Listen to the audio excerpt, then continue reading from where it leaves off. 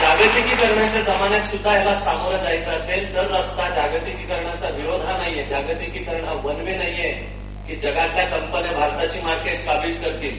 जागतिकीकरण हा two way आहे आणि भाषा बोलायची असेल तर आपण जाऊन जग काबीज करूया की भाषा बोलायला पाहिजे, हे उत्तर आहे त्याच्यावर.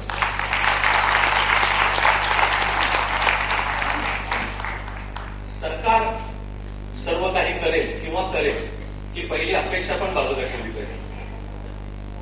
हे मी सरकारवर टीका करण्याकरता नाही म्हणत आहे. सरकार या इन्स्टिट्यूशनचा रोल वेगळा आहे. आजपर्यंत जी मुळात मराठी भाषा टिकली ही सरकारी आश्रयामुळे टिकलेली नाही. ज्या ज्ञानोबा तुकोबांच्यामुळे मराठी भाषा टिकली आपण म्हणतो. एकनाथांनी प्रश्न विचारला तर संस्कृत देवापासून झाली तर मराठी काय चोरापासून झाली काय? परकीयांचं राज्य, अत्याचारी राज्य असताना सुद्धा मराठी भाषा जी टिकली, तेव्हा टिकण्याच्या आव्हानाला सामोरा जायचा उपाय काय असतो? तर केवळ जुनी परंपरा आहे त्या स्वरूपात जपणे हे टिकण्याच्या आव्हानाला उत्तर नाही. नव्या परंपरा निर्माण करण्यासाठी काम करणे, काबीज करायला जीवनाचं एकही क्षेत्र शिल्लक ठेवता कामा नये, ते टिकण्याच्या आव्हानाला सामोरं जाण्याचं उत्तर आहे.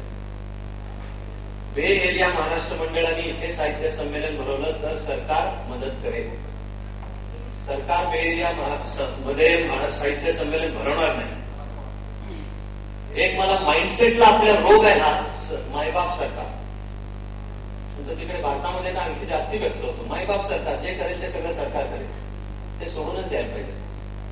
माणसं म्हणून आपण म्हणायला पाहिजे आम्ही हे करू, मग सरकार आपलं आहे आणि मग ते बरोबर येईल, तेव्हा सबकुछ सरकार हे दूर केलं पाहिजे. क्रायसिस ऑफ कॉन्फिडन्स आहे, पण तो उल्लेख झालाय. आणि मोठ्या कर्तृत्वाची स्वप्न पाहणं हा सुद्धा उल्लेख झालाय की आता आपल्याला छोटी छोटीच पडतात. कमी वेळेमुळे मला हा मुद्दा लिटरली 1.5 वाक्यात पूर्ण करायला हवाय, त्यामुळे ते तेवढंच सांगतो 1.5 वाक्यात. महाराष्ट्रामध्ये आता की आई वडिलांचं स्वप्न काय असतं, मला माझ्या फील्डबद्दल अनेक जण म्हणतात महाराष्ट्रातून युपीएससी म्हणजे IAS कमी जण होते, ते चित्र बदललेलं आहे गेल्या 10 वर्षामध्ये. पण घराघरांच्या मध्ये मिळणारी शिकवण आहे मेरा बेटा कलेक्टर बनेगा.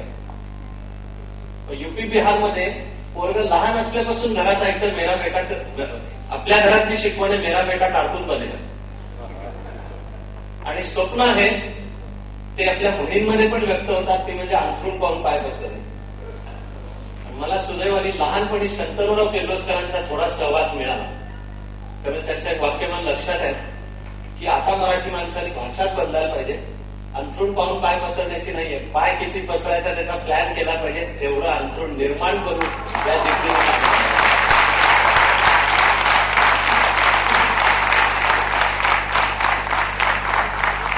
शेतकऱ्याला ज्यांनी संघटित करून दाखवलं आणि अशक्य मानलं गेलेलं काम पण करून दाखवलं संघटित, ते सुद्धा शेतकऱ्यासमोर आर्थिक कार्यक्रम मांडला. असे शरद जोशी हे कॉलेजमध्ये असताना इंटरनॅशनल ट्रेड हा विषय मराठीतून शिकायचे. ते शिकवणारे त्यांना जे प्राध्यापक होते मुंबईतले, त्यांचं पण नाव प्राध्यापक जोशी, ते इंटरनॅशनल ट्रेड मराठीत शिकवायचे. या प्राध्यापक जोशींना कोणतरी विचारलं की अहो निदान तुम्ही इंटरनॅशनल ट्रेड तरी इंग्लिशमध्ये शिका. तेव्हा प्राध्यापक जोशी म्हणाले की मी ज्या क्वालिटीचा हा विषय शिकवतो त्या क्वालिटीचा इंटरनॅशनल ट्रेड जर शिकायचा असेल तर त्यांनी मराठी भाषा शिकावी. म्हणजे निर्मिती हे उत्तर आहे त्या भिंतींच्या मध्ये अडून पडणं याच्यातून उत्तर नाही. तिथे मी माझ्या शेवटच्या 2 मुद्द्यांकडे जातो. माझा हा शेवटून दुसरा मुद्दा थोडा बोचरा वाटणं शक्य आहे. माझ्या मनातली भावना आहे की तो बोललो नाही तर निदान मी तरी वरवरचं बोललो आणि उगाच गुडी असा त्याचा अर्थ होणार आहे. ऍक्च्युली जागतिकीकरणाच्या जमान्यामध्ये जिथे जाणीवा विस्तारल्या पाहिजे, त्याऐवजी मला हे म्हणायला विलक्षण दुःख इनफॅक्ट आणि पर्सनल लेवलला सुद्धा आहे की महाराष्ट्रातली वाटचाल ही या विशाल जाणीवांकडे जाण्याच्या ऐवजी नव्याने जातींच्या भिंती उभ्या करत जाणीवात संकुचित कशा होतील इकडे चालल्या. मग वैश्विक दर्जाची कर्तबगारी निर्माण होणार नाही. माझ्या मेंदूला सतत समोर दिसणारी मेटॅफर आहे भारत मातेला या जाती व्यवस्थेचाच विरोध आहे आणि गळफाशा जाती व्यवस्थेचा जो तो आपापल्या दिशेची दोरी धरून ओढतोय की मला ही म्हणजे मराठा लॉबी, ही म्हणजे ओबीसी लॉबी, ती म्हणजे दलित लॉबी. पण मला इथे म्हणायला आनंद आहे, या वेळेला अमेरिकेमध्ये येताना सुद्धा असं माझ्या डोक्यामध्ये एक निऑन साईन सारखा एक दिवा लागत होता की मी ओबामाच्या अमेरिकेत जातो.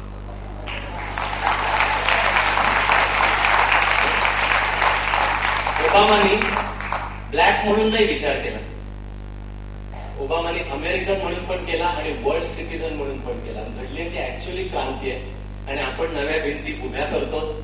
माणसांचं नातं विश्वासावर उभं करण्याच्या ऐवजी अविश्वासावर, आणि जरा तो वेगळ्या जातीचा आहे, त्यातल्या पोट जातीचा आहे की भांडणं चालू होत आहेत.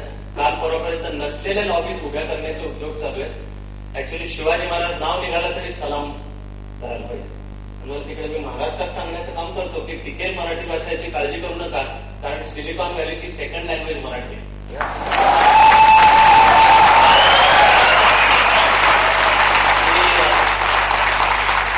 त्यामध्ये नगरपालिकेचं जे ऑफिस आहे त्याच्यासमोर शिवाजी महाराजांचा पुतळा उभा आहे.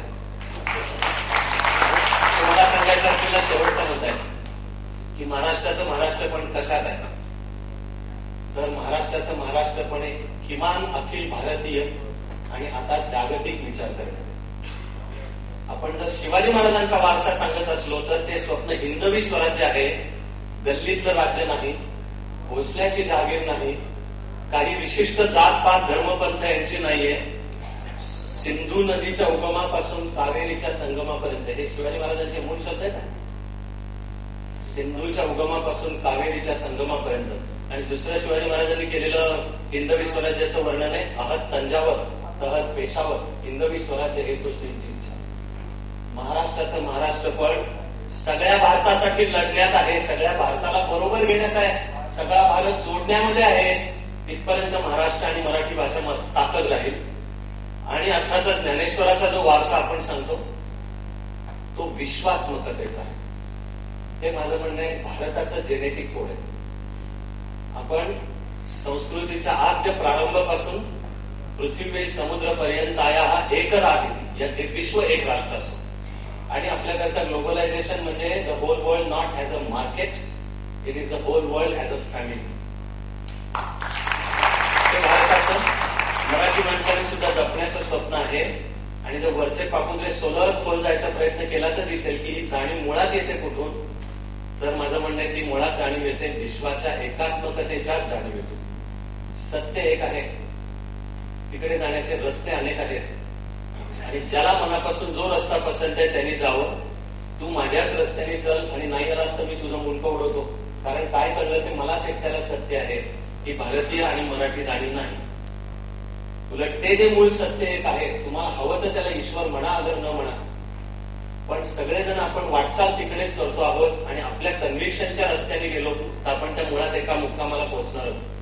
ही ह्या जाणीवेतून सहिष्णुता निर्माण होते, तर या जाणीवेतून जागतिक दर्जाचं साहित्य आणि समाज सुद्धा निर्माण होईल. आणि मला वाटलं की जोपर्यंत आपण ती विश्वात्मकता जतन करू तोपर्यंत मराठी भाषेला तुम्हाला मला पण मरण नाही. थँक्यू.